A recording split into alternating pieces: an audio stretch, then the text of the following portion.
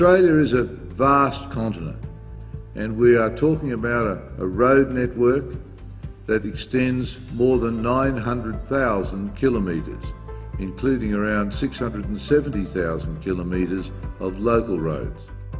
We can go down the tired old route of pumping more and more money into tollways and motorways that encourage more people to jump in their cars, pump out more pollution, and increasing the congestion it's meant to solve. Or we could be prioritising the kind of transformative transport we need to bring us out of the kind of 20th century thinking that we've come to expect. Very importantly, with land use leading it, if you start building major projects like some of the road tunnels and underground roads that are being talked about in Australia at the moment, without a view where you want to get to in a land use sense for the growth of your city, for the sort of city you want, then you're not going to get the sort of outcomes you're looking for. Transport, and in particular big projects, is very powerful in influencing the shape of our city. So you better understand the sort of city you want, or you might get one you don't need.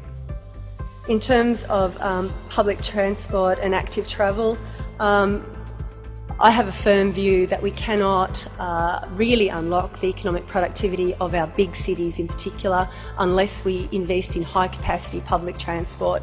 We physically can't get people into the spaces that they need to be in big cities by building more and more roads, because roads take space, and this great diagram here shows the actual physical space that different modes of travel take.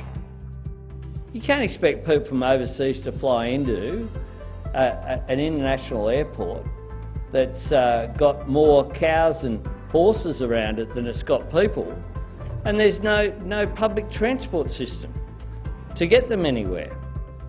We also need good design, sense of place, innovation, creativity and a green environment.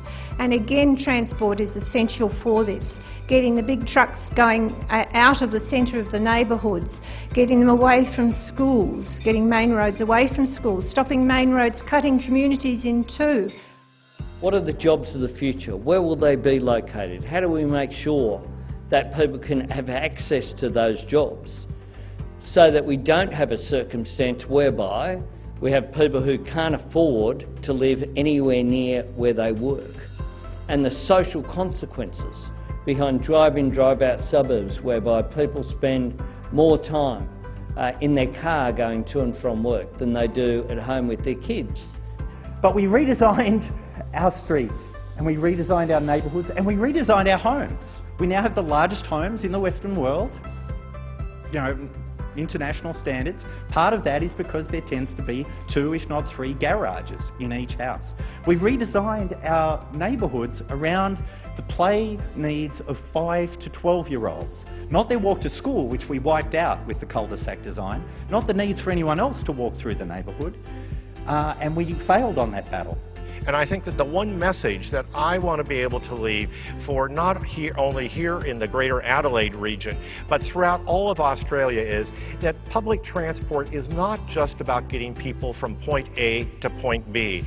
It is about creating a system, about creating a place that people want to be in, that they want to be able to get around and recognize how important it is to be able to get around using public transport, using bicycle, and using their own feet.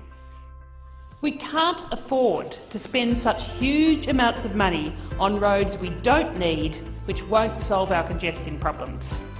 Put simply, if you build satisfactory networks of trains, trams and buses, so as many people as possible have the choice to travel by fast, frequent, reliable, affordable and safe public transport, then people will use it. If you build it, they will come.